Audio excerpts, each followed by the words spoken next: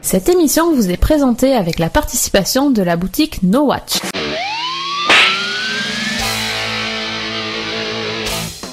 Salut à tous et bienvenue dans Slap, le podcast qui claque pour ne rien rater de l'actu des séries. Cette semaine, Slap nous emmène voir une bande d'amis à New York, à bord d'un vaisseau mythique et dans un village français. La saison 2 de Sherlock vient à peine de faire son retour sur France 4 et c'est une vraie réussite puisqu'elle se place en tête des audiences de la TNT avec quelques 1 100 000 téléspectateurs. De son côté, NBC a lancé une toute nouvelle sitcom baptisée Bent avec la comédienne Amanda Pitt et on ne peut pas parler de succès pour cette série, c'est même plutôt le contraire. La série n'a pas réussi à attirer plus de 2,8 millions de téléspectateurs, une douche froide voire même glaciale. Autant dire une annulation garantie dès la semaine prochaine. NBC vient de renouveler Smash pour une saison 2. Une nouvelle qui n'est pas vraiment une surprise car cette série musicale est l'une des seules nouveautés de la chaîne qui réalise des audiences satisfaisantes. De son côté, la Fox vient d'annoncer l'annulation de I Hate My Teenage Daughter. La sitcom a été retirée de l'antenne et remplacée par des rediffusions de la sitcom Raising Hope en attendant le retour de Glee le 10 avril. Les inédits restants seront proposés cet été. Alors qu'elle n'a pas encore été lancée aux États-Unis, la série Magic City a tellement enthousiasmé la chaîne Starz qu'elle en a déjà commandé une seconde saison. Cette série prend place dans le Miami des années 50, nouvel Eldorado des joueurs qui y ont trouvé refuge depuis que la Havane est tombée aux mains de Fidel Castro. Une ville dans laquelle vont se croiser mafieux, hommes politiques et vedettes en tout genre. Le site américain de streaming Netflix n'a pas réussi à trouver un accord avec la Fox pour sauver Terra Nova. Netflix s'intéresse désormais à The River et explique son choix par le fait que les séries feuilletonnantes fonctionnent plutôt bien en VOD. Mais pour l'instant, la série n'a pas encore été annulée. C'est l'une des annonces phares du dernier MIP à Cannes. TF1 va produire une série internationale écrite par René Balsé, showrunner de New York section criminelle, et le rôle principal de cette série a été attribué à Jean Reno, dont c'est la première incursion dans une série télé. La BBC vient d'annoncer le renouvellement de sa série Being Human. La série aura donc une saison 5 composée de 6 épisodes qui seront diffusés en 2013. Mais malheureusement, l'un des acteurs va quitter la série. I can always block the blow, or I can counter it with...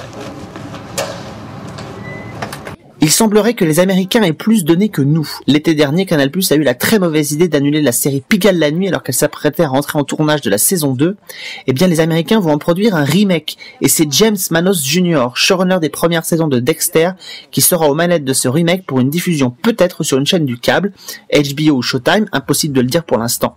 Chaque saison devrait se situer dans un coin différent du globe et tourner autour d'un trafic en tout genre, prostitution, armes. La première saison devrait tourner autour de Thomas, jeune russe immigré aux États-Unis et qui travaille dans le secteur de la finance.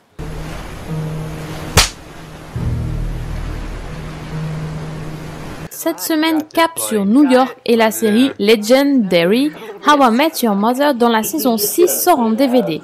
Dans cette saison, rien ne va. Marshall et Lily essaient d'avoir un enfant, mais tout ne se passe pas comme prévu. Ted, de son côté, reprend un ancien projet de dessiner le futur siège social d'une banque, mais une militante freine son projet. Robin doit supporter l'arrivée d'une nouvelle présentatrice au journal télé qui va lui faire rapidement de l'ombre. Bref, la saison compte 24 épisodes et accueille de nombreuses guests dont Jennifer Morrison de House et Once Upon a Time, Shea McBride de Boston Public, John Lithgow de Troisième Planète d'après le Soleil et Kyle MacLachlan de Twin Peaks. Au niveau des bonus, comme dans chaque coffret, on a droit aux commentaires audio, des scènes coupées, un making-of, un bêtisier et un clip déjanté de Barney.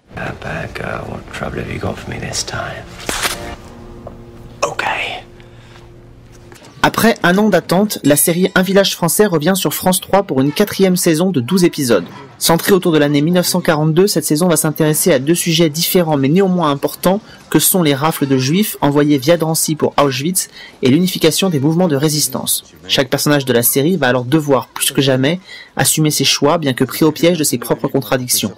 On sent quand même que c'est dans cette saison que le point de non-retour pourrait être atteint pour certains, comme Marchetti, chef de la police, ou encore le vice-préfet Servier. Toujours magistralement écrite, réalisée et interprétée, Un village français prouve que la France peut se hisser au niveau des meilleures productions américaines sans les copier, et c'est une qualité vraiment agréable.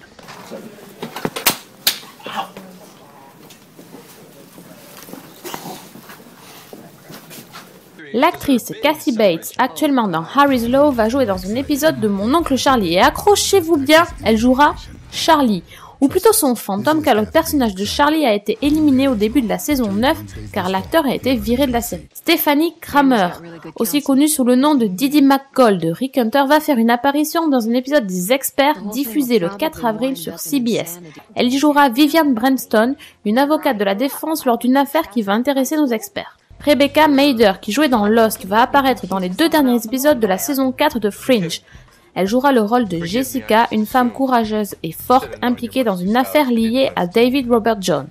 Tony Hale de Arrested Development va jouer un enseignant accusé de mauvais comportement avec une élève dans un épisode de New York Unité Spéciale diffusé en avril. Un épisode dans lequel on retrouvera également Jane Adams de Hung et Martha Stewart. L'actrice Tricia Helfner de Battlestar Galactica va s'inviter dans le season final d'Esprit criminel. L'épisode en 2 parties sera diffusé le 16 mai et va nous plonger au cœur d'une prise d'otage.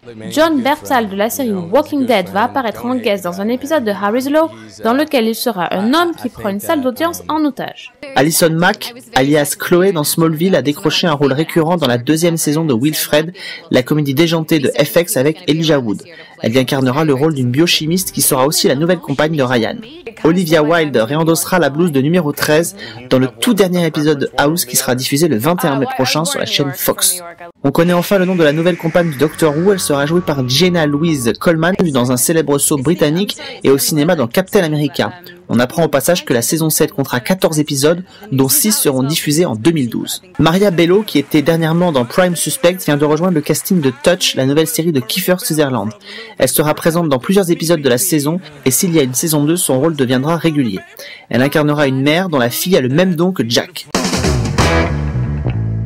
On se quitte avec les premières images de Dark Shadows, l'adaptation de la série télé lancée en 1967 sur ABC. Il s'agit d'un mélange entre un film fantastique, un film d'horreur et une comédie. On retrouve à l'affiche des habitués des films de Burton comme Johnny Depp et Helena Bonham Carter, mais également Michelle Pfeiffer et Eva Green. Le film va sortir en salle le 11 mai. On se retrouve la semaine prochaine pour une nouvelle distribution de Claque. On parlera de la diffusion de la saison 4 de Chuck, de la sortie en DVD de Eli Stone, et vous découvrirez les premières images de la saison 7 de Doctor Who. D'ici là, n'oubliez pas d'aller sur la boutique No Watch soutenir tous vos podcasts préférés. Bonne semaine à tous, ciao!